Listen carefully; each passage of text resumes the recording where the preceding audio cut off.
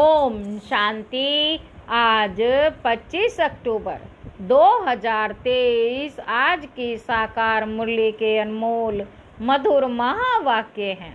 बाबा कहते, मीठे मीठे बच्चे, तुम बेहद के बाप को याद करो। इसमें ही ज्ञान, भक्ति और वैराग्य तीनों समाया हुआ है। यह है नई पढ़ाई। आज की मुरली का प्रश्न है, संगम पर ज्ञान योग के साथ साथ भक्ति भी चलती है, कैसे? उत्तर है, बाबा कहते, वास्तव में योग को भक्ति भी कह सकते हैं, क्योंकि तुम बच्चे अव्यभिचारी याद में रहते। तुम्हारी यह याद ज्ञान सहित है, इसलिए इसे योग कहा गया है। द्वापर से सिर्फ भक्ति होती, ज्ञान नहीं होता, इसलिए उस भक्ति को योग नहीं कहा जाता। उसमें कोई अहम ऑब्जेक्ट नहीं है। अभी तुम्हें ज्ञान भी मिलता, योग भी करते, फिर तुम्हारा बेहद की सृष्टि से वैराग्य भी है। गीत है, किसी ने अपना बना के। ओम शांति। बेहद का बाप समझाते हैं, शास्त्रों की पढ़ाई वह कोई पढ़ाई नहीं है, क्योंकि शास्त्रों की पढ़ाई में कोई अहम ऑब्जेक्ट नहीं है। शास्त्रों से कोई दुनिया का पता नहीं पड़ता है। अमेरिका कहाँ है, किसने ढूंढी, ये बातें शास्त्रों में नहीं है। कहते हैं फलाने ने ढूंढी, दूसरे इलाके ढूंढते हैं। अपने रहने लिए देखा, मनुष्य बहुत हो गए हैं, रहने लिए जमीन तो चाहिए ना। अब ये सब बातें पढ़ाई की हैं, इनको एजुकेशन कहा जाता है। तुम्हारा भी ये एजुकेशन है। इसको आश्रम कहें अथवा इंस्टीट्यूशन कहें या यूनिवर्सिटी कहें, इसमें सब आ जाता। उस पढ़ाई के नक्शे आदि और हैं। शास्त्रों से रोशनी नहीं मिलती, पढ़ाई से रोशनी मिलती। तुम्हारे भी पढ़ाई है। वैकुंठ किसको कहा जाता है? यह ना उस पढ़ाई में है, ना शास्त्रों की पढ़ाई में है। यह नॉलेज ही नई है जो एक बाप ही बतलाते हैं। मनुष्य तो कह देते स्वर्ग नरक सब यहाँ ही है, बाप ही समझाते हैं स्वर्ग नरक किसको कहा जाता है। यह बातें ना शास्त्रों में है, ना उस एजुकेशन में है। तो नई बातें होने कारण मनुष्य मूंझते हैं, कहते हैं ऐसा ज्ञान तो कभी सुना नहीं। यह तो नई वंडरफुल बातें हैं, जो कभी कोई ने नहीं सुनाई है, ना ही बरोबर नई बातें हैं जो कभी कोई ने नहीं सुनाई है भी बरोबर नई बातें। ना उस एजुकेशन वाले सुना सकते, ना सन्यासी आदि सुना सकते। इसलिए परम पिता परमात्मा को ही ज्ञान का सागर कहा जाता है। बेहद की हिस्ट्री, ज्योग्राफी भी समझाते हैं। ज्ञान से स्वर्ग और नरक का विस्तार भी सुनाते हैं। ये नई बातें हैं ना। इस पढ़ाई में सब कुछ है। ज्ञान भी है, योग भी है, पढ़ाई भी है, भक्ति भी है। योग को भक्ति भी कह सकते, क्योंकि एक साथ योग लगाना, उनको याद करना होता है। वह भक्त लोग भी याद करते हैं। पूजा करते गाते वे भक्ति करना कोई योग नहीं कहेंगे। समझो, जैसे मीरा थी, श्री कृष्ण के साथ योग लगाती थी, उनको याद करती थी, परंतु उसको भक्ति कहा जाता। उनकी बुद्धि में कोई अहम ऑब्जेक्ट नहीं है। इसको ज्ञान भी कहते, भक्ति भी कहते। योग लगाते हैं, एक को याद करते हैं। सतयुग में ना भक्ति होती ना ज्ञान। संगम पर ज्ञान और भक्ति दोनों ही है, और द्वापर से लेकर सिर्फ भक्ति चलती आई है। किसी को याद करना, उसको भक्ति कहते हैं। यहाँ ये ज्ञान भी है, योग भी है, भक्ति भी है, समझ सकते हैं। वह सिर्फ भागता है तत्व से योग लगाते हैं, परंतु उनका है अनेकों से योग, इसलिए उनको भक्त कहते। तुम्हारा ये है व्यभिचारी योग। यह ज्ञान सागर खुद बैठ पढ़ाते हैं, उनसे योग लगाना होता है। वह तो आत्मा को ही नहीं जानते, हम तो जानते हैं परम पिता परमात्मा। बाप के साथ बुद्धि योग लगाने से हम बाप के पास चले जाएंगे। वह हनीमून को याद करते हैं तो उनका साक्षात्कार हो जाता। उनको व्यभिचारी कहा जाता। ये है व्यभिचारी योग सिर्फ एक बाप को करना, तो इसमें ज्ञान भक्ति वैराग्य सब इकट्ठे हैं और वह उन्हों का सब अलग अलग है। भक्त अलग, ज्ञान भी सिर्फ शास्त्रों का है, वैराग्य भी अद का है। यहाँ बेहद की बात है। हम बेहद के बाप को जानते हैं, इसलिए उनको याद करते। वह भल शिव को याद करते, परंतु वे कर्म विनाश नहीं होंगे,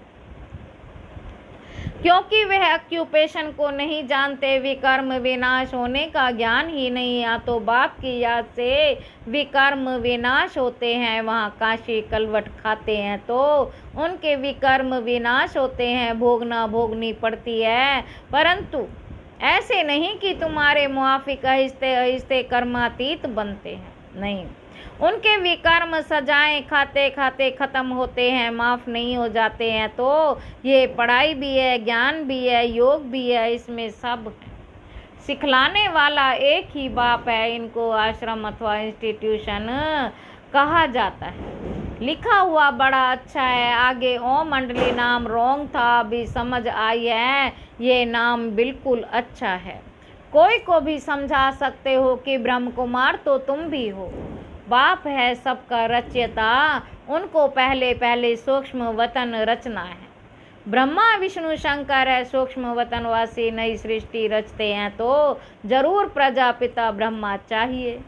सूक्ष्म वतन वाला तो यहाँ आ ना सके, वह है संपूर्ण अव्यक्त। यहाँ तो साकार ब्रह्मा चाहिए ना, वह कहाँ से आए मनुष्य इन बातों को समझ ना सके। चित्र तो है ना, ब्रह्मा से ब्राह्मण पैदा हुए, परंतु ब्रह्मा आए कहाँ से। फिर एडॉप्शन होती है, जैसे कोई राजा को बच्चा नहीं होता है तो एडॉप्ट करते हैं, बाप भी इनको एडॉप्ट करते हैं, फिर नाम बदल कर रखते हैं प्रजापिता ब्रह्मा। वह ऊपर वाला तो नीचे आ ना सके, नीचे वाले को ऊपर जाना है, वह अव्यक्त यह व्यक्त। तो इस रहस्य को भी अच्छी रीति समझना है, क्योंकि सबका प्रश्न उठता है। कहते हैं दादा को कभी ब्रह्मा, कभी भगवान, कभी श्री कृष्ण कहते हैं। अब इनको भगवान तो कहा नहीं जाता, बाकी ब्रह्मा और श्री कृष्ण को तो कह सकते हैं, क्योंकि श्री कृष्ण सुंदर से श्याम बनता है। तो जब रात है तब कहेंगे ब्रह्मा, जब दिन है तब कहेंगे श्री कृष्ण।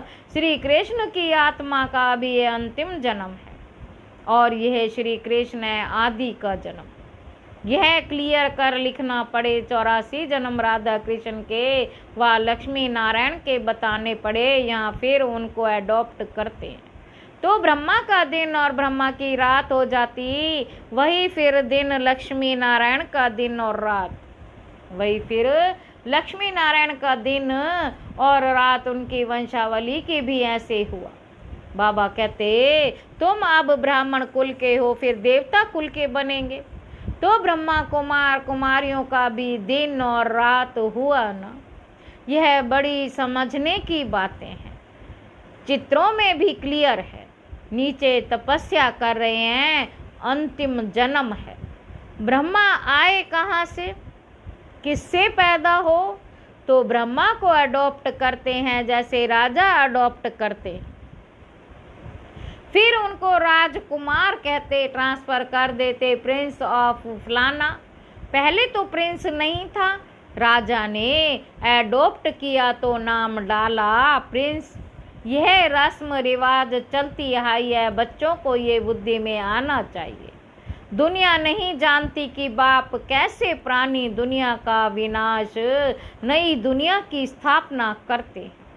बाबा कहते यह रोशनी तुम बच्चों की है, तुम्हारे में भी नंबर वार है। आगे चलकर छोटी छोटी बच्चियां भी बहुत तीखी होती जाएंगी, क्योंकि कुमारियां हैं। लिखा हुआ भी है कि कुमारियों द्वारा बाण मरवाए, कुमारियों का चमत्कार नंबर 1 में गया है। मम्मा भी कुमारी है, सबसे तीखी गई।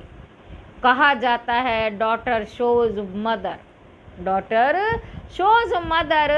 मदर तो नहीं बैठ कोई से बात करेगी, यह माँ तो हो गई गुप्त, वह मम्मा है प्रत्यक्ष। तो तुम शक्तियों अथवा बच्चों का काम है माँ का शो करना। बहुत अच्छी अच्छी बच्चियां भी हैं जिनका पुरुषार्थ अच्छा चलता है। कौरव संप्रदाय में भी किन्हों के मुख्य नाम है ना, जो महारथी हैं या भी महारथियों के नाम है। सबसे बड़ा शिव बाबा, ऊंच ते ऊंच भगवान, उनका ऊंचा ठाव है, वास्तव में ठाव रहने का स्थान। तो हम आत्माओं का भी ऊंचा है, मनुष्य तो सिर्फ महिमा करते रहते, जानते कुछ भी नहीं। हम आत्माएं भी वहाँ की रहने वाली हैं, परंतु हमको जन्म मरण में आकर पार्ट बजाना, वह जन्म मरण में नहीं आते। पार्ट उनका भी है, परंतु कैसे है ये भी तुम जानते हो, अभी तुम बच्चे समझते हो। यह शिव बाबा का रथ है, अश्व अथवा घोड़ा भी है। बाकी वह घोड़ा गाड़ी नहीं है, ये भी जो भूले हुए हैं, ये ड्रामा में नूंद है। आधा कल्प हम भी भूल में भटकते भटकते एकदम भटक जाते हैं। अभी रोशनी मिली है तो बहुत खबरदार हो पड़े हैं। जानते हैं ये पुरानी दुनिया खत्म होनी है, हमको नष्टो मोआ बनना है। कमल फूल समान गृहस्थ व्यवहार में रहते नष्टो मोआ बनने का पुरुषार्थ करना है। तोड़ तो सबसे निभाना है, साथ भी रहना है। यह भट्टी भी बननी थी जैसे कल्प पहले बनी थी। अभी तो कहते हैं गृहस्थ व्यवहार में रह मेहनत करनी है। यहाँ घर बार छोड़ने की बात ही नहीं, हम तो घर में बैठे हैं ना, कितने बच्चे हैं, लौकिक भी थे ना। छोड़ो कुछ भी नहीं, सन्यासी तो जंगल में चले जाते हैं, हम तो शहर में बैठे हैं, तो उनसे तोड़ निभाना है। बाप की रचना है, बाप कमा कर बच्चे को वर्षा देते, पहले तो वर्षा देते हैं काम विकार का, फिर उनसे छुड़ाकर निर्विकारी बनाना बाप का ही काम है। ऐसे भी होते हैं, कहाँ बच्चे माँ बाप को ज्ञान देते, कहाँ बाप बच्चों को ज्ञान देते। यह है ही राजयोग, वह है हठ योग। आत्मा को नॉलेज मिलती है परमात्मा से। मैं ब्रह्मा राजाओं का राजा था, अब रंक बना हूँ, रंक से राव गया हुआ है। बच्चे जानते हैं हम जो सूर्यवंशी थे अभी चंद शूद्रवंशी बने। हम जो सूर्यवंशी थे अब शूद्रवंशी बने हैं, ये भी समझाना पड़ता है। नरक और स्वर्ग अलग।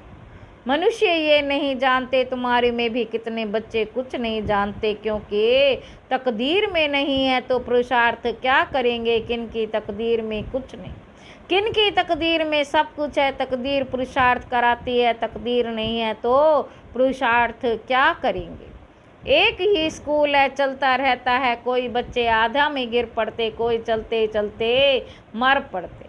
जन्म लेना और मरना बहुत होता है, ये नॉलेज कितनी वंडरफुल है।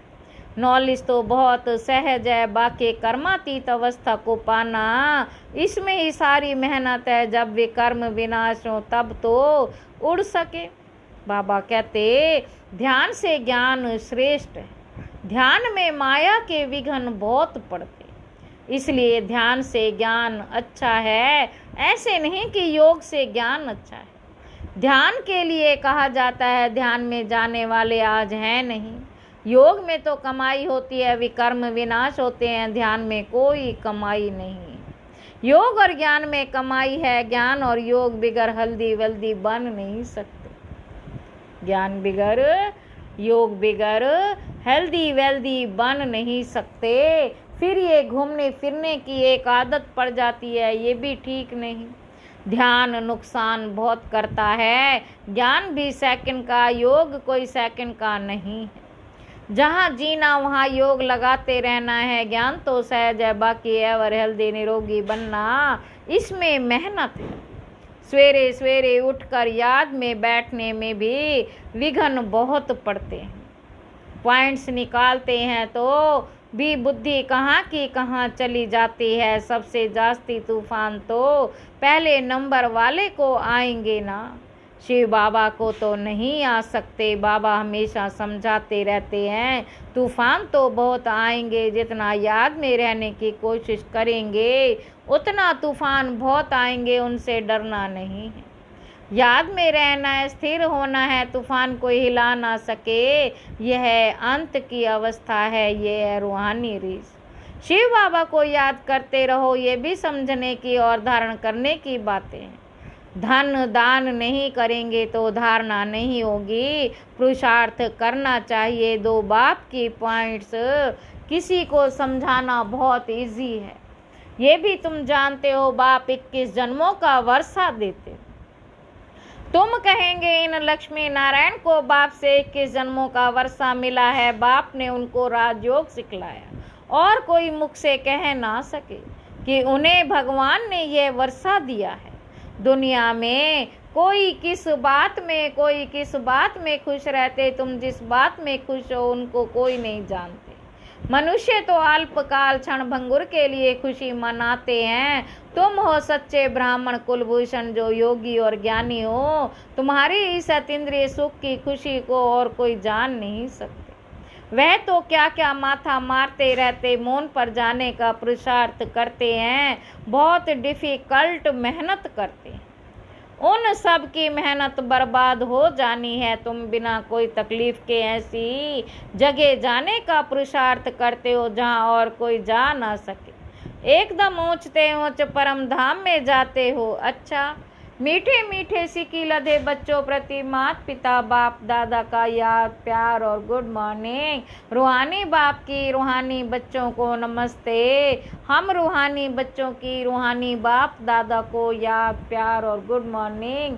बाबा नमस्ते, बाबा नमस्ते, शुक्रिया बाबा शुक्रिया। धारणा के लिए मुख्य सार पहला पॉइंट है, गृहस्थ व्यवहार में रहते नष्टो मोहा भी बनना है, साथ साथ सबसे तोड़ निभाते कमल फूल समान रहना है। दूसरा पॉइंट है, धारणा करने के लिए ज्ञान धन का दान जरूर करना है। ज्ञान और योग से अपनी कमाई जमा करनी है, बाकी ध्यान दीदार की आश नहीं रखनी। वरदान है, संतुष्टता के सर्टिफिकेट द्वारा भविष्य राज्य भाग्य का तखत प्राप्त करने वाले संतुष्ट मूर्ति भाव। संतुष्ट रहना है और सर्व को संतुष्ट करना है, ये स्लोगन सदा आपके मस्तक रूपी बोर्ड पर लिखा हुआ हो, क्योंकि इसी सर्टिफिकेट वाले भविष्य में राज्य भाग्य का सर्टिफिकेट लगे तो रोज अमृत वेले इस स्लोगन को स्मृति में लाओ। जैसे बोर्ड पर स्लोगन लिखते हो, ऐसे सदा अपने मस्तक के बोर्ड पर ये स्लोगन दौड़ाओ तो सभी संतुष्ट मूर्तियां हो जाएंगे। जो संतुष्ट हैं वह सदा प्रसन्न है। स्लोगन है, आपस में स्नेह और संतुष्टता संपन्न व्यवहार करने वाले ही सफलता मूर्त बनते हैं। अच्छा, ओम शांति।